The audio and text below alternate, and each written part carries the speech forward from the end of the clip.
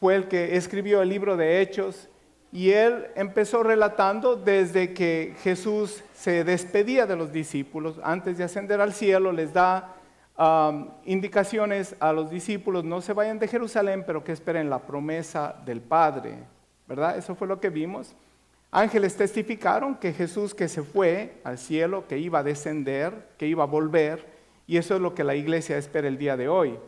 Entonces, luego vimos cómo los apóstoles escogieron a Matías en lugar de Judas, y luego llegó el día de Pentecostés. El día de Pentecostés, el Espíritu Santo, la promesa del Padre. Jesús dijo: si yo me fuere, enviaré a ustedes el Espíritu Santo. Jesús recibió del Padre la promesa y se la dio a la iglesia para empoderar a la iglesia. Dijo: recibirán poder cuando reciban el Espíritu Santo y me serán mis testigos. Entonces, esa es la razón. Jesucristo ganó dos cosas, dijimos la semana pasada, con su muerte y su sacrificio en la cruz del Calvario. La Biblia dice que fue exaltado hasta lo sumo y heredó un nombre que es sobre todo nombre, y se lo dio a la iglesia para que lo usemos. La iglesia, usted y yo tenemos la autoridad, el privilegio de poder usar la autoridad de ese nombre. La iglesia tiene autoridad para usar el nombre y tiene poder del Espíritu Santo para testificar de Jesús. La semana pasada vimos cómo Pedro empieza su primer discurso, y entonces él habla de que Jesús fue exaltado hasta lo sumo, y habló acerca de la promesa del Antiguo Testamento cuando estaba explicando qué fue lo que pasó el día de Pentecostés, y termina diciendo que Jesús fue constituido Señor y Cristo. Quiere decir que Él es el supremo Rey y el Mesías Salvador. El día de hoy tenemos entonces la continuación y vamos a estar meditando sobre Hechos 2 del 37 al 47, pero vamos a leer unos versículos, no todos estos versículos, y dice la palabra del Señor: al oír esto, al oír el testimonio de Pedro, que acaba de decir que Jesús fue exaltado como Señor y Cristo, dice: al oír esto se compungieron de corazón, y dijeron a Pedro y a los otros apóstoles: varones, hermanos, ¿qué haremos? Pedro dijo: arrepentíos y bautícese cada uno de vosotros en el nombre de Jesucristo para el perdón de los pecados, y recibiréis el don del Espíritu Santo, porque para vosotros es la promesa, y para vuestros hijos y para todos los que estén lejos, para cuantos el Señor nuestro Dios llamare. Amén. Entonces, hoy predicamos por el título: para todo el que Dios llama, para todo el que Dios llama, y continuamos con esta serie de libro de Hechos. Vamos a orar. Padre, en el nombre de Jesús, te hemos adorado, Señor. Hemos vaciado nuestro corazón de ansiedades al estar en tu presencia, al experimentar el toque de tu gloria como cantábamos, al poder disfrutar de este momento, Señor. Abrimos nuestros corazones ahora a tu palabra para que nos hables a través de ella, Señor. Desafíanos, exhórtanos, consuélanos, Padre. Queremos hacer tu voluntad en el nombre de Jesús. Amén. Amén. Gloria a Dios. Entonces comenzamos con el versículo 37, que dice: al oír esto se compungieron de corazón y dijeron a Pedro y a los otros apóstoles: varones, hermanos, ¿qué haremos? ¿Qué haremos? Reaccionaron. Me llama la atención, dice al oír la predicación. Fue la primera predicación de Pedro, y algo maravilloso iba a suceder. La primera predicación, Pedro, ya ungido por el Espíritu Santo de Dios, vemos que no es un hombre que huye ante las dificultades o niega a Jesús. Por más que canten gallos, esta vez él no va a negar a Jesús. Acaba de predicar un mensaje, pero algo sucedió en la vida de los que estaban escuchando. Al oír. Me recuerdo la Biblia en Romanos 10:17 dice que la fe es por el oír de la palabra de Dios. La fe es un don de Dios. La Biblia dice que no es de nosotros, es un don de Dios. Si usted está aquí el día de hoy sentado, algunos vinieron porque la mamá les dijo que tienen que venir, otros la esposa le dijo: tenemos que ir a la iglesia. Pero estamos aquí porque hay fe en nuestros corazones, y ese es un regalo que Dios puso en nosotros. Amén. Por el Espíritu Santo de Dios fuimos convictos de pecado, justicia y juicio, pero porque alguien nos habló del Evangelio. Al oír la palabra de Dios, el Espíritu Santo causó fe en nuestros corazones y por eso estamos el día de hoy aquí. Y eso fue lo que pasó desde hace 2000 años con Pedro. Al oír, se compungieron, porque la fe viene por el oír y el oír de la palabra de Dios. La palabra compungieron quiere decir perforar hasta atravesar. Perforar hasta atravesar. La palabra de Dios es más cortante que toda espada de dos filos. María me tenía un famoso título antes de convertirme a Cristo. Decía que yo soy un hombre de un corazón duro, un corazón de piedra. Ahora ya no opina así, ahora ya. Pero algo pasó en mi vida. Escuché el mensaje de la palabra de Dios. Algo pasó en su vida. Nos compungimos, pero no porque éramos buena gente. No porque estábamos buscando del Señor. En realidad la Biblia dice que éramos enemigos del Señor. Huíamos del Señor. No queríamos saber de las cosas del Espíritu porque nuestra carne quería continuar a vivir su estilo de vida. Pero llegó la palabra del Señor, predicada por alguien que creía en el Señor, con la unción del Espíritu. El Espíritu trajo convicción de pecado, justicia y juicio, convicción. Y el corazón mío fue atravesado como con una espada. Y lo que por años había formado capas de un corazón duro, años. Usted sabe algo de mi historia. A los 15 años yo estaba aquí en Estados Unidos sin padre, sin madre. Mi infancia no fue fácil en mi país. De los 15 a los 20 años tampoco fue fácil. A los 20 años conozco a María. A los 25 años nos convertimos, porque a los 20 años ya me casé. Ya vamos a cumplir 40 años de casados con María. Pero esta obra gloriosa que sucedió en su vida y en mi vida, este compungimiento no es, vuelvo a decir, por nuestro razonamiento.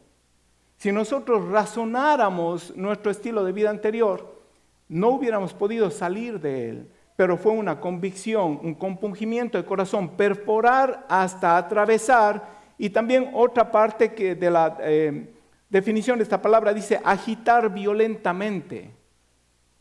Me llama la atención, esto está en el diccionario, porque no solamente vino la espada de la palabra de Dios a atravesar nuestro corazón, a partir, la Biblia dice, hasta partir hasta el alma y el espíritu, sino que es como si el Espíritu de Dios nos hubiera cogido y nos hubiera dicho, ¡hey! ¡Despierta! ¡Despierta! De no haber sido por esa obra divina, usted y yo todavía estuviéramos, la Biblia dice, muertos en nuestros delitos y pecados. Esto fue lo que pasó, esto es lo que hace la palabra de Dios, la predicación de la palabra de Dios. Su corazón fue traspasado por las palabras de Pedro. La convicción del Espíritu Santo en su corazón les llevó a preguntar, ¿qué haremos? Les dicen, ¿qué haremos? O sea, en otras palabras, hablando en lenguaje actual, en lenguaje común, dijeron, estamos fritos. Estamos fritos, estamos perdidos. ¿Qué haremos? ¿Qué podemos hacer? Como dijera alguien por ahí, y ahora ¿quién podrá defenderme? ¿Qué haremos? ¿Qué podemos hacer? No tenemos la solución. Acaban de escuchar todo el relato del discurso de Pedro. En el corazón de ellos nació un deseo de cambio. Quisieron cambiar, ¿qué haremos? ¿Y sabe por qué nació ese deseo de cambio? Porque vieron que había esperanza. Ese es el Evangelio. El Evangelio lo primero que trae a nuestro corazón es una luz de esperanza. Muchas veces las personas no se acercan a Dios porque en su mente está que ellos ya no tienen perdón por lo que han hecho. O simplemente piensan que esto es todo lo que este mundo ofrece, la vida que vivimos. Y la vida es dura y se pone cada día más dura. Pero cuando alguien nos habla de la palabra del Señor y del Evangelio, el Evangelio de Jesucristo tiene poder para darnos esperanza, para causar en nosotros el deseo de un cambio. ¿Qué haremos? ¿Qué haremos? ¿Vieron esperanza? El Evangelio son buenas noticias. ¿Cuántos lo saben? Me llama la atención Juan 12:32, y se encuentra algo parecido en Mateo también. Dice, Jesús hablando dice, y yo si fuere levantado de la tierra, a todos atraeré a mí mismo. Y decía esto dando a entender de qué muerte iba a morir. En Mateo nos dice que como Moisés levantó la serpiente en el desierto, el Hijo del Hombre tiene que ser levantado. Juan nos da a entender qué quiere decir esto. Jesús fue levantado de la tierra, fue suspendido entre la tierra y el cielo en la cruz. La serpiente de bronce, para los que saben la historia, hubieron serpientes que mordieron a los israelitas y se estaban muriendo, pero Dios le dice, levanta una serpiente de bronce. A propósito, esa es la señal de la medicina hoy en día, por si no lo sabían. Levanta la serpiente de bronce, el que vea la serpiente de bronce se sanará, no va a ser mordido por la serpiente, no va a morir. Jesús fue levantado, pero hay otra manera en la que Jesús es levantado hoy en día.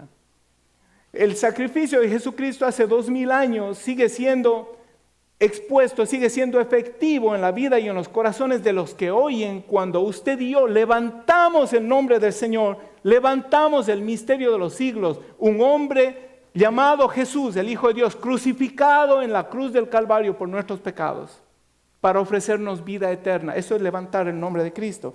Si el Hijo del Hombre fuere levantado, atraerá a todos hacia Él. Él ya fue levantado en el Calvario, Él ya fue levantado en la cruz. Ahora este mundo tiene que saber a través de usted y de mí que en Él hay esperanza, que en Él hay perdón, ¿verdad que sí?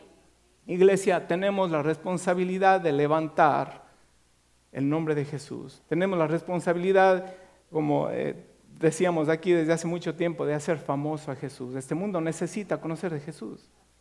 Usted le pregunta, el 90% a lo mejor del mundo sabe quién es Jesús, pero necesitan conocer a Jesús, saber del Evangelio. Gloria sea a Dios. La iglesia tiene que predicar el Evangelio. El versículo 38 responde Pedro a la inquietud de los que estaban allí presentes. A propósito, la mayoría de los que estaban presentes, recuerde que esto es apenas el día de Pentecostés. Después de que descendió el Espíritu Santo, Pedro hace el discurso y ellos dicen, ¿y ahora qué vamos a hacer? La mayoría de los que estaban allí eran judíos. La Biblia nos dice que habían judíos que estaban en Jerusalén, que habitaban en varios pueblos, pero eran judíos. Estaban por las fiestas de la Pascua y estaban también por las fiestas de los primeros frutos o de las cosechas de Pentecostés. Entonces Pedro dijo, arrepentíos y bautícese cada uno de vosotros en el nombre de Jesucristo para el perdón de los pecados y recibiréis el don del Espíritu Santo. ¡Qué tremendo! Pedro les dice exactamente, les da la receta, no hay lugar a dudas. Pedro sabía lo que estaba diciendo y les da la receta completa. No les dice tienen que hacer tantos rezos, tantos ritos, tantas penitencias. No, lo que dice es arrepiéntanse. Arrepiéntanse y bautícense cada uno de vosotros. Arrepentíos, o la palabra arrepentirse, quiere decir pensar diferente. Literalmente quiere decir pensar diferente, o lo que diríamos hoy en día, cambiar nuestra mentalidad. Eso quiere decir arrepentirse. También la palabra arrepentirse quiere decir reconsiderar. Reconsiderar. Entonces arrepentirse no es solamente sentirse mal. Muchas veces nosotros nos sentimos mal por algo que hacemos, nos da algo de remordimiento, pero volvemos y hacemos lo mismo al ratito. ¿A cuánto le ha pasado eso? Aleluya, gloria sea a Dios, amén. Hay 2 o 3 que estamos de acuerdo en eso, ¿verdad? Nos arrepentimos, nos sentimos mal un ratito y volvemos y lo hacemos porque no hemos cambiado nuestra mente, reconsideramos, pero no basta solo con sentirse medio mal. Yo conocí a un hermano que recién llegaba a los Estados Unidos y enojado me decía, estoy cansado aquí en el trabajo, dice, me pisan, me pasan por encima y todo lo soluciona con el I'm sorry. Entonces aquí es como que el I'm sorry, ¿no? Es como, me arrepiento, perdóname, ¿no? Pero es verdad lo que decía este hermano, ¿no? Con el I'm sorry lo solucionan todo, pero vuelven y lo hacen, y vuelven y lo hacen. El arrepentimiento demanda un cambio en la mente, ¿no? No es solo con sentirse mal, hay que detenerse. Hay que detenerse. Jesús le dijo a una mujer que había sido sorprendida en el adulterio, que estaba a punto de ser apedreada. Jesús le dice, después de que nadie se atreve a lanzar la primera piedra, Jesús le dice, vete. ¿Y qué le dice? no peques más. Detente. Cambia de mentalidad, cambia tu estilo de vida, hasta que nosotros no cambiemos nuestra manera de pensar. Y a propósito, la Biblia dice que se nos ha dado la mente de Cristo. Usted ya tiene un chip nuevo. Usted ya no tiene que dejar de computar las cosas como antes lo hacía. Ahora usted la mente de Cristo tiene que ver las cosas diferentes que le van a llevar a actuar diferente. Eso es lo que trae el cambio de vida. Y luego dice, bautícese. Bautizarse era el acto de sumergirse en agua, un símbolo de absolución ceremonial, un símbolo de limpieza, de pureza.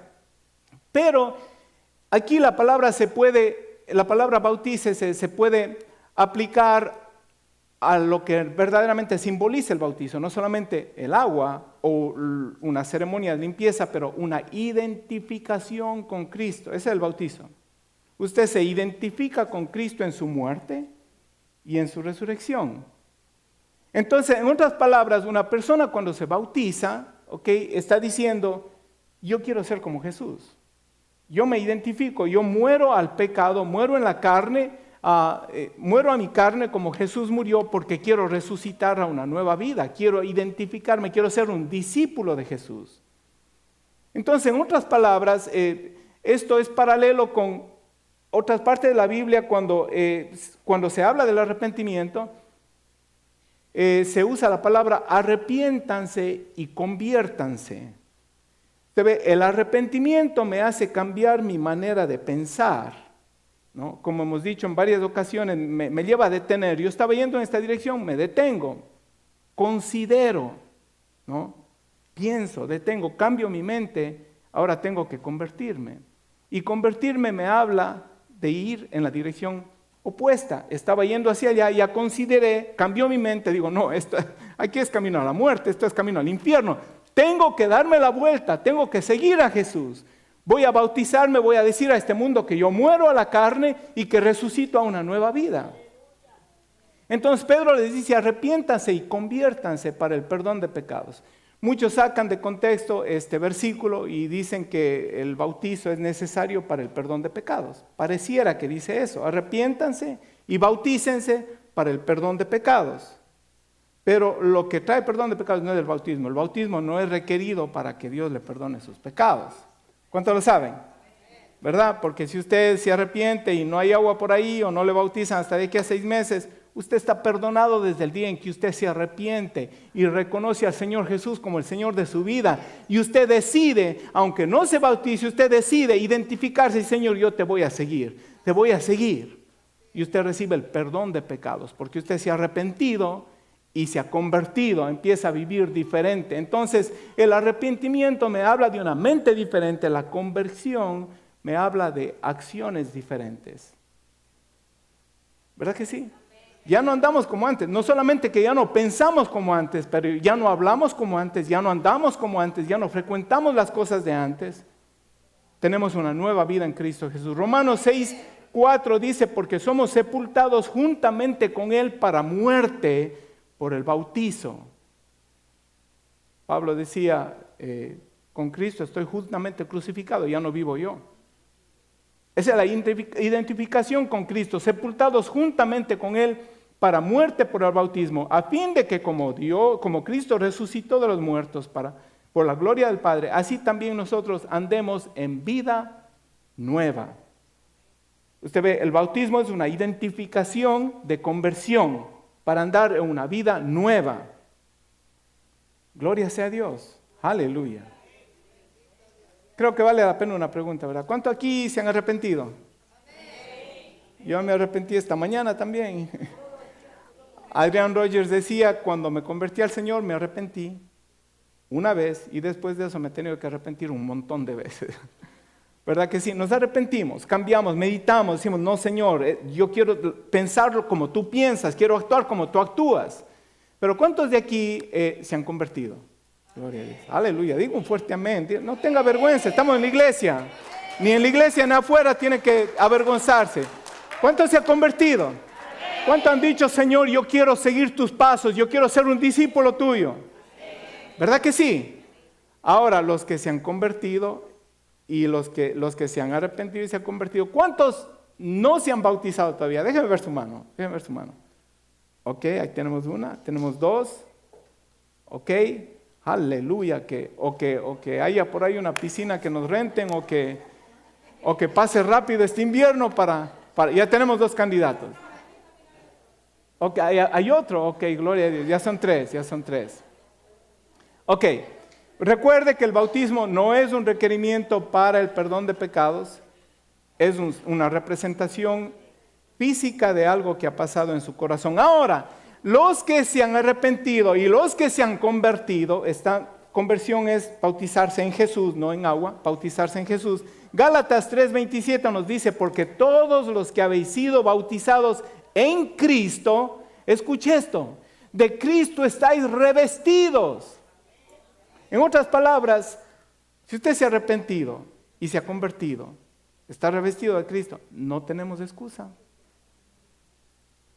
Hay momentos de flaqueza, hay momentos de ira, hay momentos de frustración, hay momentos de temor, ¿verdad que sí? Todos pasamos por eso. Pero al final del día usted tiene que acostarse con la seguridad de que usted está en victoria. Al final del día usted tiene que dejar todo pensamiento, toda experiencia negativa del día, decir, Señor, guarda mis sueños, me acuesto contigo, Señor, y ayúdame a levantarme en el espíritu, estoy en victoria. Tenemos que confesar con nuestra boca lo que somos, hablar de nuestra nueva identidad en Cristo Jesús. Estamos revestidos de Cristo Jesús. Y luego dice que si te arrepientes y te bautizas, recibes perdón de pecados, o si te arrepientes y te conviertes, recibes perdón de pecados. Dice, y recibirás el don del Espíritu Santo. Eso es lo que dice el texto, ¿verdad? Y recibiréis el don del Espíritu Santo. Ahora, ¿qué es un don? Don es un regalo. Entonces, los regalos, usted no los recibe por méritos. No los recibe tampoco porque usted se los ganó o porque usted es bueno o porque ha hecho penitencia. En el ámbito humano, sí es verdad que si mi hijo se porta bien, pues le doy un regalo, ¿verdad? Pero Dios no es así. El regalo de gracia de Dios, la gracia de Dios en su plenitud es del Espíritu Santo. Es más, la gracia de Dios es más que perdón, es un paquete completo, es perdón, es justificación y es empoderamiento del Espíritu Santo. Y el Espíritu Santo es el regalo de Dios que nos ayuda a vivir una vida de victoria. Entonces es como si la Biblia dijera, si tú te arrepientes y decides identificarte con Cristo, te voy a revestir de Jesús, vas a tener poder, vas a recibir el don del Espíritu Santo para que puedas caminar en pos de mí. ¿Verdad que sí? Eso es así. Amén. ¿Cuántos están en victoria el día de hoy?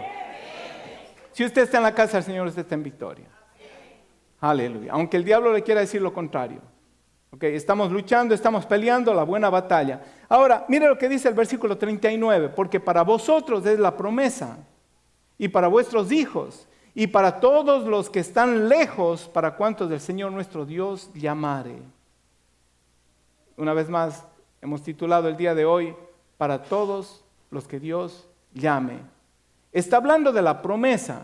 Y ahora, ¿a quién estaba hablando Pedro? Estaba hablando a judíos. Ellos fueron los que dijeron, ¿y ahora qué hacemos?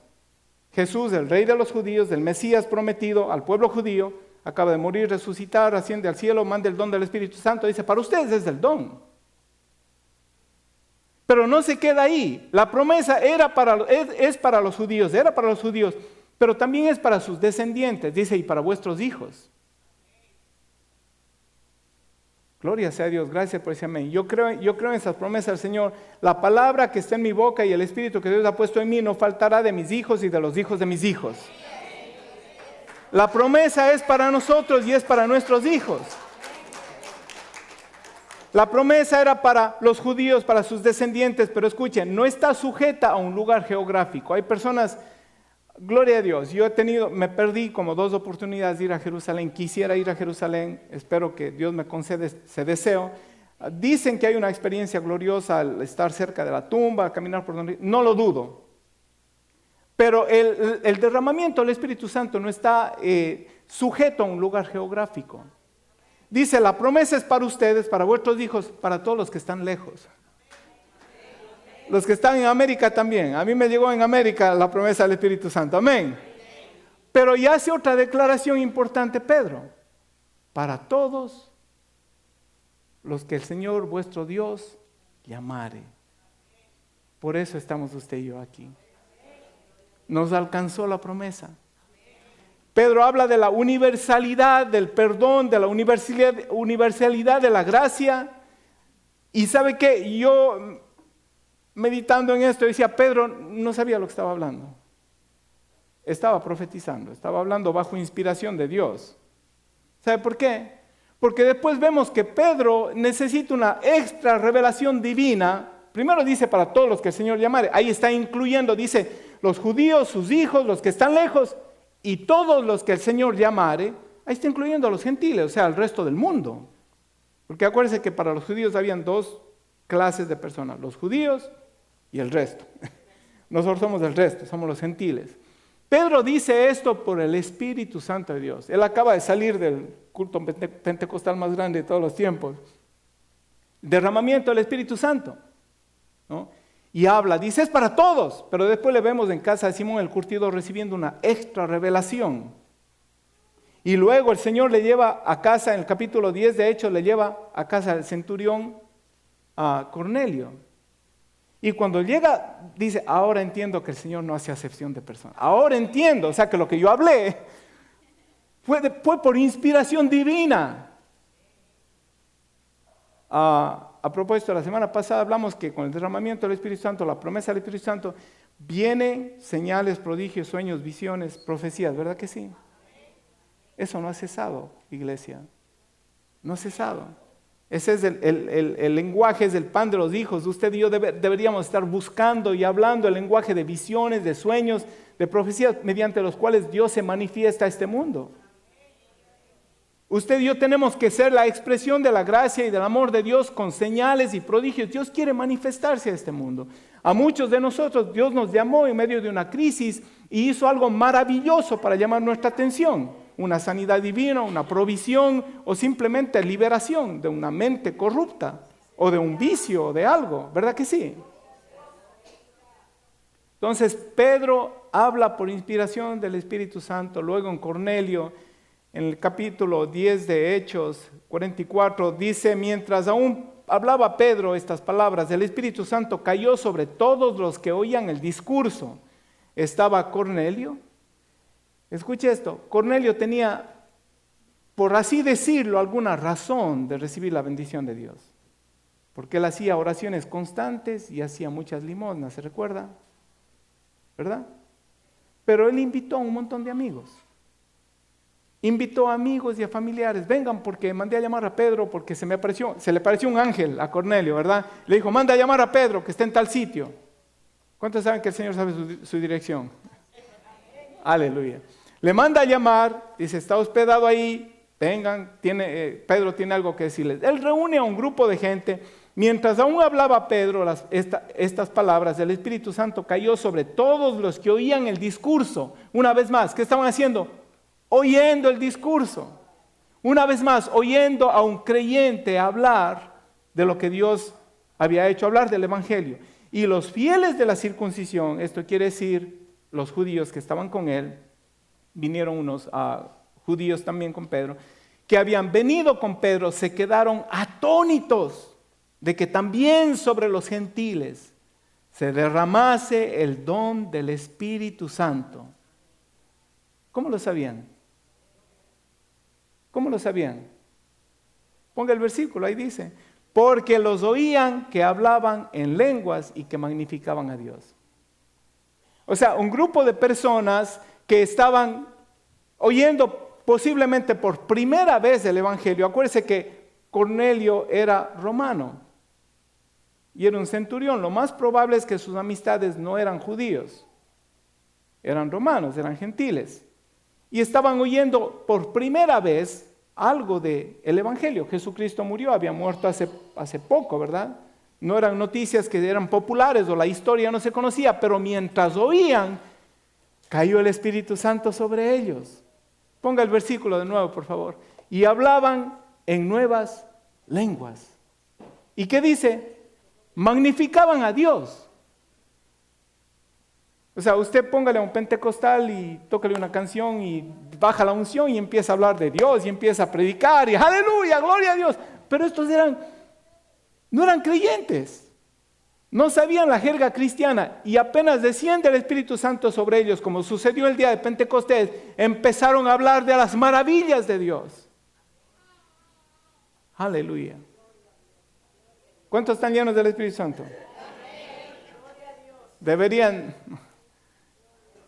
mandarnos a callar a nosotros en todo lugar, ¿verdad? Ya cállate, deja de hablar de... ¿Cuántos no dejan de hablar del Señor? Es que mire, cuando la unción de Dios está llenando la vida del creyente, ¿cuál es el fruto? Hablar de las maravillas de Dios. No podemos quedarnos callados porque hay una urgencia de parte del corazón de Dios. Hablar acerca del perdón, de la justificación, de la esperanza que hay de una nueva vida en Cristo Jesús, del poder para cambiar. ¿Cuántos han experimentado poder para cambiar? Yo lo sigo experimentando. Yo no soy el mismo de ayer y mañana voy a ser diferente, voy a ser más mejor. Vamos a ser mejores, ¿verdad que sí? La senda al justo es como la luz de la aurora que va en aumento hasta que el día es perfecto. Hechos 2:40, y con otras muchas palabras testificaba y les exhortaba diciendo, sed salvos de esta perversa generación. Estamos hablando de Pedro nuevamente, ¿no? Pedro acaba de decirles, arrepiéntanse y bautícese y recibirán el don del Espíritu Santo. Es para ustedes, para sus hijos, para sus hijas, para todos los que el Señor llame. Y con otras muchas palabras testificaba y les exhortaba diciendo, sed salvos de esta perversa generación. Es como si dijera en nuestro lenguaje, escapen de este sistema, escapen del mundo. Esta perversa generación no habla, la palabra generación ahí puede ser traducida como generación, pero también puede ser traducida como una etapa de tiempo, ¿no? Porque todas las generaciones desde Adán han sido perversas, pero dice, escapen de este tiempo, de este sistema, escapen del mundo. Es como si Pedro le dijera, sálvese quien pueda, sálvense, escapen. Santiago 4:4, no tenemos el versículo ese, nos dice que los que son amigos del mundo, ¿qué pasa? Sea una evidencia de su nuevo nacimiento, una evidencia de su decisión de seguir a Cristo, ser un discípulo de Cristo. A usted el mundo no le sabe a nada. Usted le perdió el sabor al mundo. Estamos en el mundo, pero no somos del mundo.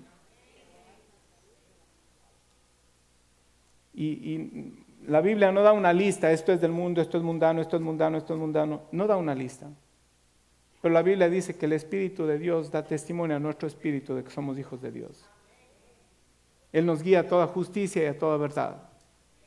¿No? Cuando usted esté frente a un televisor, cuando usted esté en un lugar que usted no sabe si será bueno o será malo, o cuando usted esté en una conversación que usted dice, me gustó el chiste, pero usted está rojito, oyendo el chiste, está colorado, el chiste está colorado y usted también. Piense y diga, Señor, ¿esto te agrada o no te agrada? La Biblia nos manda inclusive a salirnos de las conversaciones vanas. Las vanas conversaciones corrompen las buenas costumbres. Tenemos que santificar nuestros ojos, nuestros oídos, nuestra manera de hablar. Escapen de este mundo, les dice Pedro. Salgan de este sistema, de estos tiempos. Y los tiempos que estamos viviendo están... no sé, hermana Katy, usted qué opine, pero la cosa está poniéndose color de hormiga. Cada día está peor.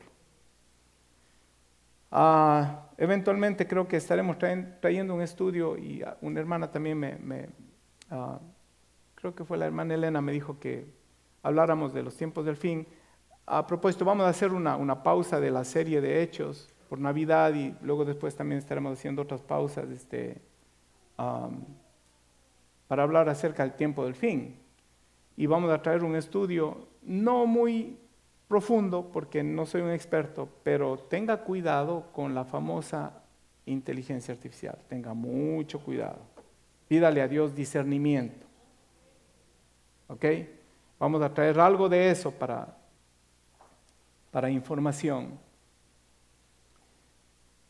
Así que, versículo 41, así que los que recibieron su palabra fueron bautizados y se añadieron aquel día como 3,000 personas.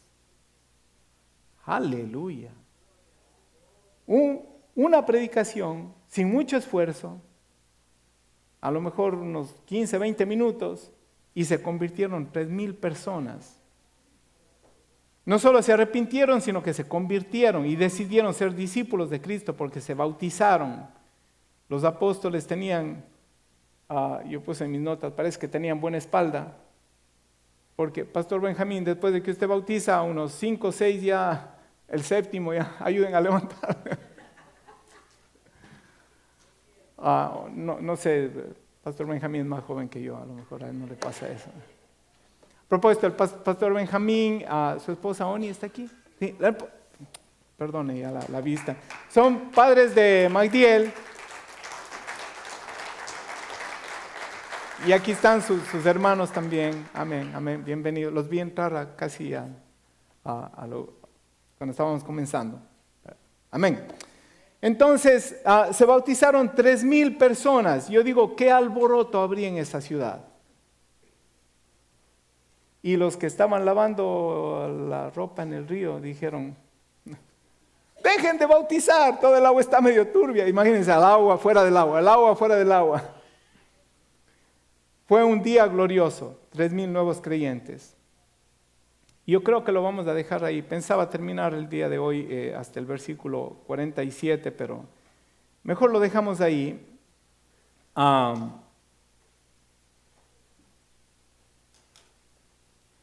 Solo vamos a leer el 42 y le voy a anticipar lo que veremos la próxima semana. Dice, y perseveraban en la doctrina de los apóstoles, en la comunión unos con otros, en el partimiento del pan y en las oraciones. Vamos a empezar a hablar la próxima semana de 5 elementos indispensables que definieron a la iglesia en Hechos 2. 5 elementos indispensables. Y vamos a medirlos con nuestro estilo de vida como individuos y también como iglesia. ¿Cómo estamos en comparación con el estilo de vida de los primeros creyentes? Esos 5 elementos indispensables. Amén. Gloria sea a Dios. Aleluya.